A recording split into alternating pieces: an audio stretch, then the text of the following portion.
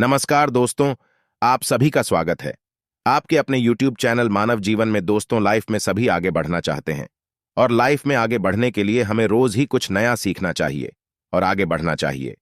तो चलिए आज की प्रस्तुति शुरू करते हैं। श्री शिवाय नमस्तुभयम। दोस्तों, आप सभी लोग जानते हैं कि 14 जून 2024 को है ज्येष्ठ महीने की दुर्गाष्टमी। और दोस्तों, ज्येष्ठ महीने की जो अष्टमी होती है इसका बहुत ही बड़ा और विशेष महत्व होता है। और दोस्तों, आपके पास एक और बहुत बड़ा मौका आ चुका है जो कि 14 जून के दिन है, जो कि ज्येष्ठ महीने की अष्टमी का है। अब दोस्तों, इस ज्येष्ठ महीने की अष्टमी के दिन आपको 11 चावल के दाने वाला उपाय जरूर करना है। पर दोस्तों, बहुत सारे लोग गलती कुछ ना कुछ इस उपाय में यह कर देते हैं जिससे कि उनका उपाय काम नहीं करता है, और बहुत सारे लोग इस उपाय को अच्छे से समझना भी चाहते हैं।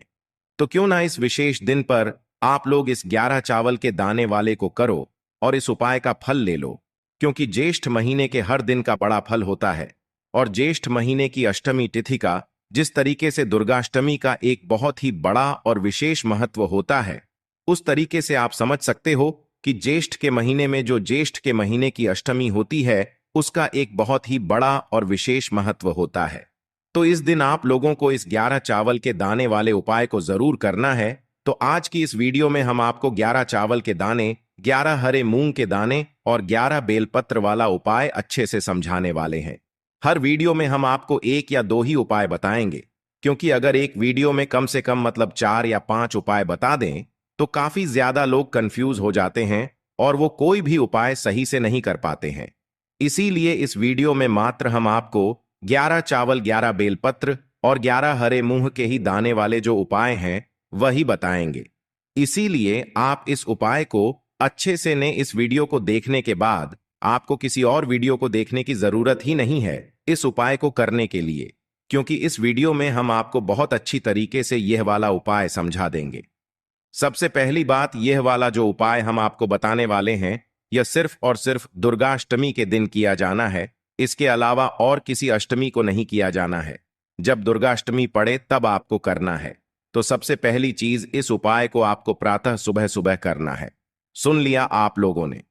सुबह सुबह कहने का मतलब है 10 से 12 बजे तक भी करोगे तो भी चलेगा, पर जितना जल्दी हो सके सुबह सुबह आप लोग इस उपाय को करने की कोशिश करना।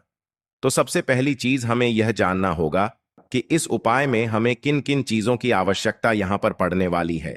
तो देखो, हमने आपको पहले ही बता दिया है कि बेलपत्र, हरी मूंग और यहां पर जो हमारे चावल के दाने हैं वो इसमें उपयोग होने वाले हैं। पर कितने कितने लेना है वो भी हम आपको बताते हैं। देखिए, सबसे पहले आपको 11 चावल के दाने लेना है। अब यहां पर मैं आपको एक बात बता दूं कि 11 जो चावल के दाने ले रहे हो या 11 जो चावल के दाने आप लोग ले रहे हो ना, ये आपको अपने घर के रसोई घर से ही लेना है। पर ध्यान इस बात का देना है कि जो 11 चावल के दाने आप लोग ले रहे हो ना, इन 11 चावल के दानों को गिन लेना है। गिनने के बाद छांट लेना है कि इन 11 चावल के दानों में कोई भी दाना टूटा हुआ ना हो। टूटा हुआ है तो उसको हटाकर एक बिल्कुल अच्छा साबूदाना जो है यहां पर निकाल लो। चावल का तो कहने का मतलब यह है कि 11 के 11 चावल के दाने बिल्कुल साफ होने चाहिए, बिल्कुल लंबे लंबे होने चाहिए, टूटे हुए नहीं होने चाहिए, एक भी नहीं होना चाहिए टूटा हुआ। इस बात का ध्यान रखना है। लेने 11 ही चावल के दाने हैं, ना कम लेना है ना ज्यादा लेना है। दूसरी चीज आती है दोस्तों, यहां पर हरा मूंग। अब हरा मूंग कैसा लेना है वो भी हम आपको बता देते हैं। देखिए, हरा मूंग वो वाला नहीं लेना है जो दाल वाला होता है, मतलब जो आपके घर में दाल कटी कटी वाली रखी हुई होती है ना। बहुत सारे लोग क्या करेंगे, वो वाला हरा मूंग ले लेंगे। नहीं, हरा मूंग वो लेना है जो कि कटा ना हो, पूरा बिल्कुल सैगा का सैगा हो, गोल टाइप का हो, वो वाला आपको हरा मूंग लेना है। कितना लेना है? 11 दाने लेना है ना। अब 11 दाने कैसे लेना है, बढ़िया गिन लेना। इसमें आपको टूटने वगैरह की कोई दिक्कत है ही नहीं। आपको गोल व गोल ही गोल दाने लेना है। वो भी हरे मूंग के कितने लेने हैं? 11 दाने। तो 11 हरे मूंग के दाने लेना नहीं है। घर में तो आप कहीं से जाकर ला सकते हैं, कोई दिक्कत नहीं है। पर आपकी जो दाल रहेगी वो आप इस उपाय में प्रयोग नहीं कर सकते हैं। वह दाने पूरे पूरे होने चाहिए, इस बात का आपको ध्यान रखना है। तो दूसरी चीज हो गई 11 हरे मूंग के दाने। अब जो तीसरी चीज है दोस्तों वो है बेलपत्र। भगवान शिव जी की सबसे प्रिय वस्तु बेलपत्र, यह भी कितनी लेनी है? 11 ही लेनी है। कितने? 11 है ना? तो 11 ही आप लोग बेलपत्र बढ़िया कहीं से तोड़ लाओ या तो कहीं से खरीद लो, है ना? और 11 बेलपत्र जो है आप लोग तैयार करके अपने पास में यहां पर रख लो। तो आप लोगों को क्या क्या सामग्री रखनी है? 11 चावल के दाने, 11 हरे मूंग के दाने और 11 ही बेलपत्र। बेलपत्र में भी यह बात ध्यान रखना कि जो 11 बेलपत्र के जो पत्ते हैं उन वह जो पत्ते रहेंगे ना, वह टूटे हुए कट्टे पिटे नहीं होने चाहिए। भगवान शिव जी को जो भी चीज समर्पित करो बिल्कुल शुद्ध, बिल्कुल साफ, बिल्कुल मन से समर्पित करो। भगवान जल्दी प्रसन्न होते हैं। तो बेलपत्र का भी थोड़ा ध्यान रखना, कटे पिटे ना हो, या तो मतलब कि कोई भी ऐसी आपको जो है दिक्कत नहीं होनी चाहिए उन बेलपत्र के पत्तों में। और अगर आप लोगों के पास बेलपत्र नहीं है तो इस स्थान पर आप एक और काम कर सकते हैं, वो भी काम हम आपको बताएंगे। उससे पहले अब हम आपको समझाते हैं कि ये उपाय आपको अब कैसे करना है।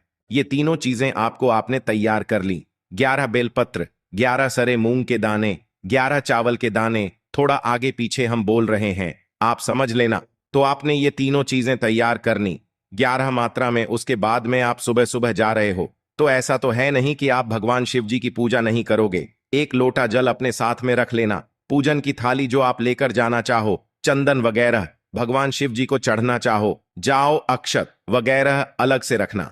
यह पूजन की सामग्री, ये जो उपाय की सामग्री बताई है ये अलग रहेगी। और जो पूजन की आपकी सामग्री है, सुबह सुबह जो रोज प्रतिदिन आप लोग जाते हैं मंदिर और पूजन करते हैं, वह सामग्री अलग रखिएगा तो बढ़िया लेकर पहुंच जाएगा। भगवान शिव जी के मंदिर में प्रातःकाल सुबह सुबह और स्नान करके शुद्ध होके नए वस्त्र पहनकर, ऐसा ना हो आप पिछले दिन के ही वस्त्र पहन ले, थोड़ा धुले हुए।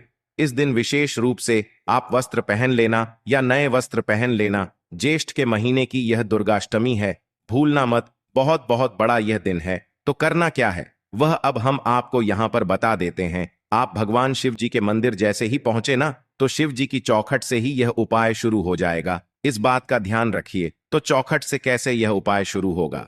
देखो, आप जो अपनी पूजन की थाली वगैरह सब तैयार करके लेकर आए हो, ना हो सके तो उसे थोड़ा वहीं पर पास में कहीं पर रख देना, क्योंकि इस उपाय को आपको भगवान शिव जी की चौखट से ही शुरू करना है। और चौखट जब आपके हाथ, दोनों हाथों में सामान रहेगा तो आप फिर मतलब इस उपाय को कैसे अच्छे से कर पाओगे? तो इसलिए अपने पूजन के जो भी सामग्री है वो साइड में रख देना थोड़ा थोड़ी देर के लिए। तो अब आपको करना क्या है? आपको अपने हाथ में 11 चावल के दाने, 11 हरे मूंग के दाने, 11 बेलपत्र अपने साथ में मात्र रखना है। उपाय को करते समय जब भगवान शिव जी की चौखट पर पहुंच जाओ तो ये तीनों वस्तुएं, तीनों सामग्री आपके हाथ में होनी चाहिए। सबसे पहले आपको क्या करना है कि भगवान शिव जी की जो चौखट होगी या जहां से आप लोग भगवान शिव जी के मंदिर के अंदर प्रवेश कर रहे हो, 2 साइड होंगी चौखट की, एक राइट साइड और एक लेफ्ट साइड। तो कोई सी भी साइड देख लेना, राइट देख लेना या लेफ्ट देख लेना। उस स्थान पर आपको अपने 11 चावल के दाने निकालने हैं। कितने? 11 जो चावल के दाने हैं ना वो निकालने हैं। 11 चावल के दानों को निकालने के बाद अपनी मनोकामना को मन ही मन सोचकर या थोड़ा सा बोलकर भगवान शिव जी से निवेदन करके इन 11 चावल के दानों को एक साथ, एक एक करके, नहीं एक साथ, जो है भगवान शिव जी की चौखट पर समर्पित कर देना है। बस बीचों बीच आपको चावल के दाने नहीं नहीं रखना है, किसी के पैरों में वो नहीं आने चाहिए। या तो लेफ्ट साइड रख देना या तो राइट साइड रख देना, कोई दिक्कत नहीं है। बस आप 11 चावल के दाने को रखते समय अपनी मनोकामना भगवान शिव जी से जरूर बोली गई। यह वो मनोकामना है जो कि आपकी अगली दुर्गाष्टमी आने तक पूर्ण हो जाएगी। इसलिए सोच समझकर एक ही मनोकामना बोलना। तो 11 चावल के दाने को समर्पित करते समय अपनी मनोकामना बोल देना। जैसे ही आप 11 चावल के दाने समर्पित कर दें, उसके बाद में आप भगवान शिव जी के मंदिर के अंदर प्रवेश करें। प्रवेश करने के बाद ऐसा ना हो सीधा शिव जी के पास में पहुंच जाए, आपको आकर रुकना है नंदी बाबा के पास में।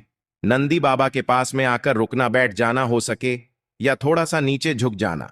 उसके बाद में आपको क्या करना है?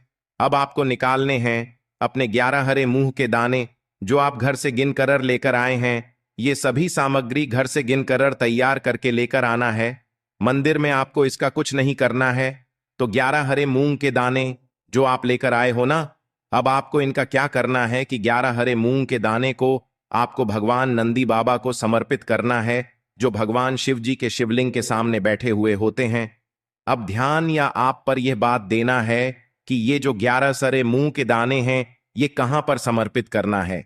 देखो, भगवान नंदी बाबा के 2 पैर होते हैं और एक पैर हमेशा उठा हुआ होता है। तो उस उठे हुए पैर के पास, मतलब वैसे 4 पैर होते हैं, पर आगे के 2 पैरों की हम बात कर रहे हैं। तो जो उठा हुआ एक पैर होता है ना, उस उठे हुए पैर के नीचे या उस उठे हुए पैर के पास में आपको यह 11 हरे मूंग के दाने समर्पित कर देने हैं। समर्पित करने के बाद भगवान से निवेदन लेना, नवा से प्रार्थना कर लेना, जो भी आपकी मनोकामना हो उसके लिए 11 हरी मूंग के दाने आपने समर्पित की है। उसके बाद में वहां से भी उठ जाना है। उठने के बाद सीधा आ जाना है। आपको भगवान शिव जी की शिवलिंग के पास में यहां पर आकर भी आप बैठ सकते हैं या थोड़ा झुक सकते हैं। अब आपको क्या करना है, आखिरी में आपके पास 11 हरे मूंग के दाने ही बचे हैं, मतलब जो 11 बेलपत्र हैं वो बची हुई हैं, तो उनको निकाल लेना है। अब आपको क्या करना है, सबसे पहले आप भगवान शिव जी की शिवलिंग में ये देख लो कि माता अशोक सुंदर जी, मतलब शिव जी की सबसे छोटी बेटी जी का स्थान कौन सा है, वो स्थान कहां पर होता है। तो वो स्थान हम आपको बताते हैं। माता अशोक सुंदर जी का एक स्थान होता है जो कि जलाधारी के ऊपर होता है। जलाधारी के बिल्कुल बीचों बीच होता है, आगे की तरफ, जहां से जल बहता हुआ जाता है, नीचे गिरता है ना। तो जो जलाधारी के बिल्कुल बीचों बीच का जो हिस्सा है, जहां पर कहीं पर नाग देवता बने हुए होते हैं, कहीं पर लाइन होती है मोटी सी, कहीं पर ऐसा ही कुछ होता है, तो वो बीचों बीच बिल्कुल जो है माता सुचंद्र जी का स्थान होगा। अब यह 11 बेलपत्र आपको वहीं पर बीचों बीच समर्पित करनी है। वो भी एक एक करके चढ़ाते जाना है।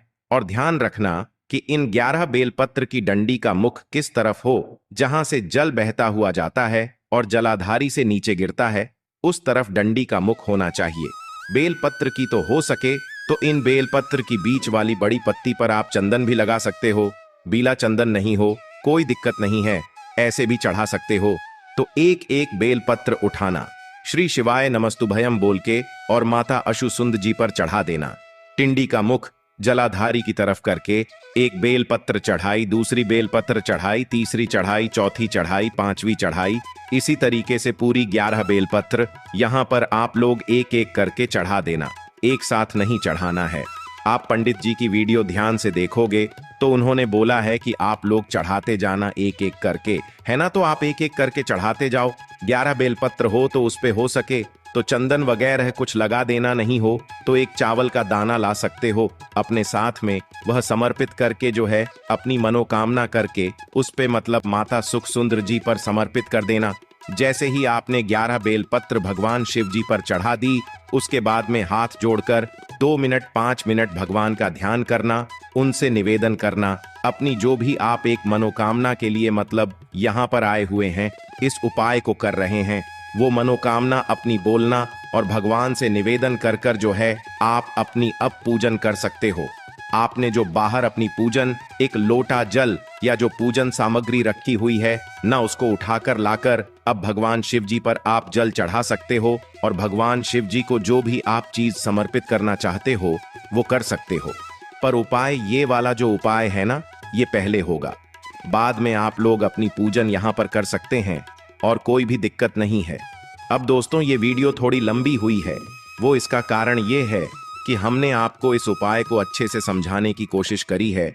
इस वीडियो को अगर आपने अच्छे से देख लिया, समझ लिया, तो आपको कोई दिक्कत नहीं आने वाली है। पर जब भी किसी को कोई दिक्कत हो, कोई प्रश्न हो, तो कमेंट सेक्शन में जल्दी से पूछ लेना।